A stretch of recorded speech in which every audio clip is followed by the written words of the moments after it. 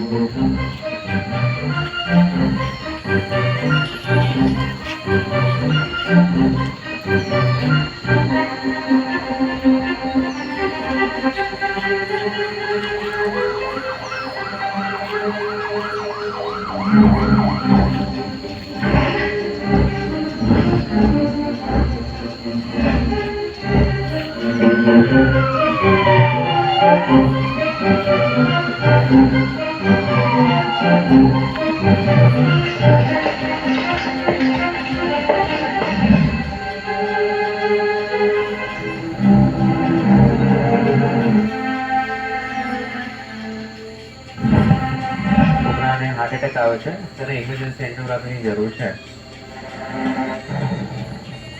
Hello મિત્રો, આજનો video young પેશન્ટોમાં થતા હાર્ટ એટેક વિશે ઇન્ફોર્મેશન આપવા માટેનો છે.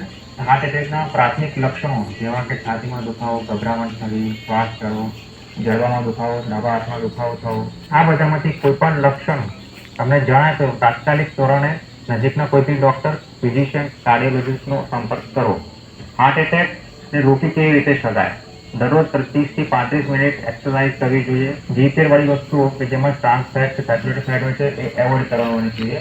નિયમિત રૂપે દિવસમાં 2 થી 3 લીટર પાણી પીવું જોઈએ. સમટાઈમ્સ અમુક હાર્ટ એટેકના કિસ્સાઓમાં ડિહાઇડ્રેશનનું પરિબળ જવાબદાર હોય છે, જેના કારણે બ્લડની વિસ્કોસિટીમાં ચેન્જ થતું હોય છે અને એના કારણે હાર્ટ એટેક આવતા હોય છે. તો એને કંટ્રોલ કરી શકીશું તો હાર્ટ એટેકનું પ્રમાણ ઘટી શકશે. તો મિત્રો, હૃદયરોગ